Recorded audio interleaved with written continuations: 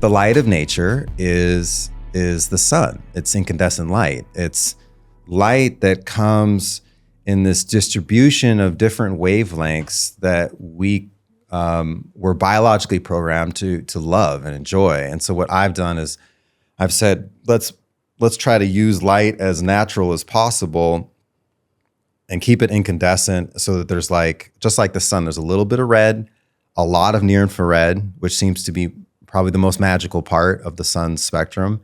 But there's also mid infrared and far infrared. So our bulbs, there's kind of this misnomer that maybe we didn't discuss much in our last podcast, that people are like, there's this really silly argument, near infrared, far infrared, like which one's better for saunas, especially in the sauna world. It's so crazy how it's gotten.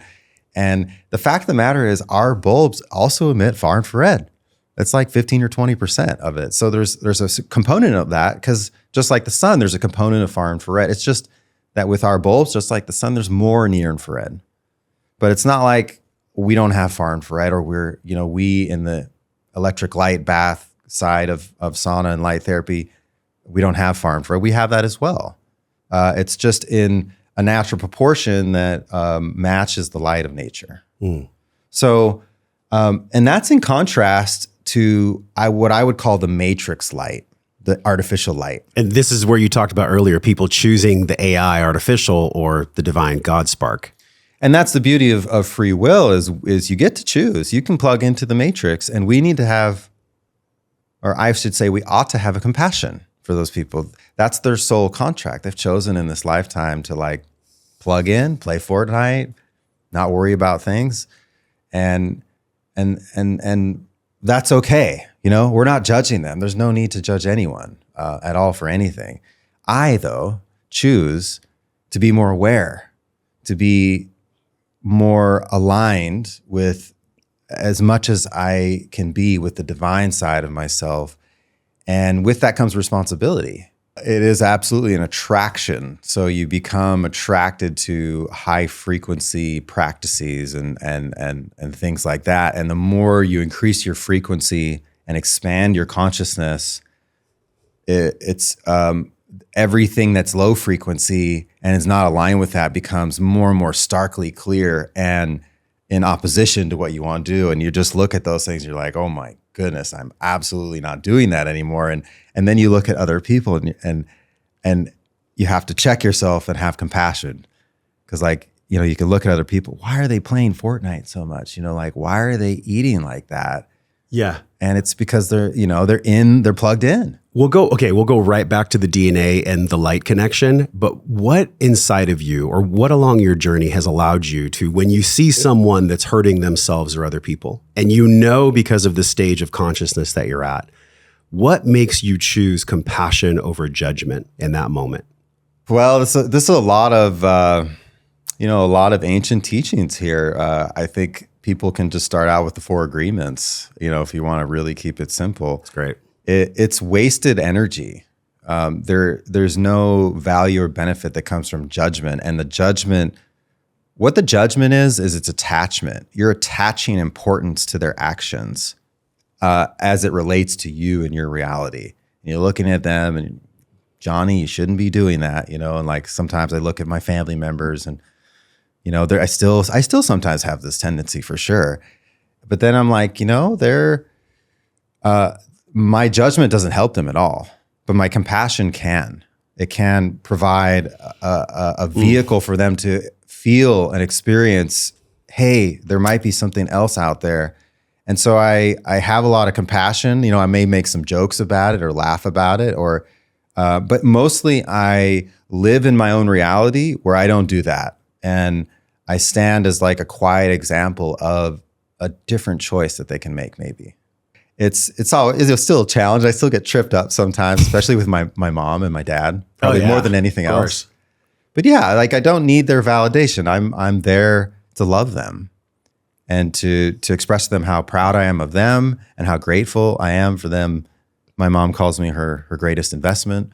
And so I'm there showing her how much her investment is paying off and giving her the love that she deserves and really wants. That's all they want. All our parents really want is to be loved by us and like respected and honored. And accepted for who they are with all of their projections. With all of their weird... Their stuff they got from your grandparents as well.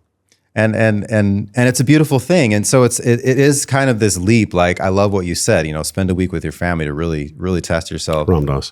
You get there and you realize how beautiful it is to even with them be yourself. Just be yourself. Well, let's go back to the light because you are a man of light, and also Sauna Space is my favorite light. It's actually in the studio right here. It's on the screen right now for y'all to check out. So there's a rebrand. There's probably came from some of the downloads you got.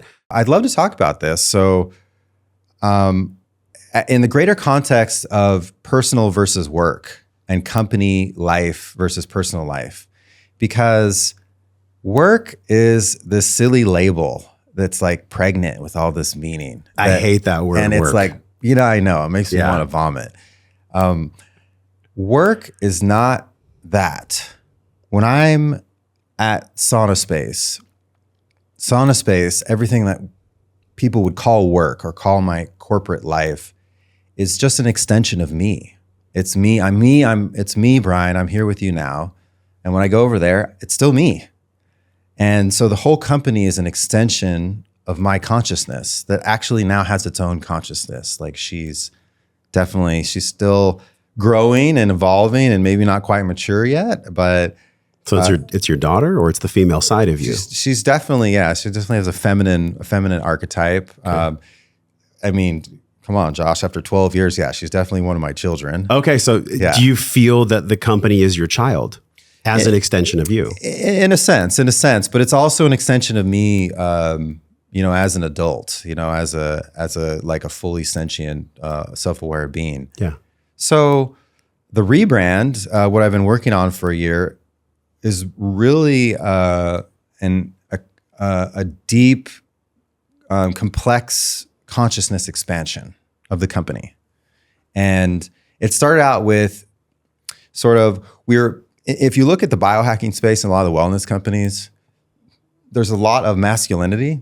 There's a lot of like hyper masculinity, honestly, a focus on like benefits, like take this supplement or get this tool, like to get, you got to do this and go out to get X, Y, and Z benefits. It's very transactional. It's very like strong and I would say masculine in sort of the language of it. Maybe it didn't help that Ben Greenfield was putting red light on his balls. That probably didn't help the narrative of biohacking. Well, yeah, just the whole idea that you need to do, for your health. Yeah. And I'm sitting here and thinking to myself, no, like that's not what I did. My healing story was, I built my own electric light bath and all that. I didn't do anything other than build it. I just sat in there and I was just being. So I go in the sauna and I be. I don't do.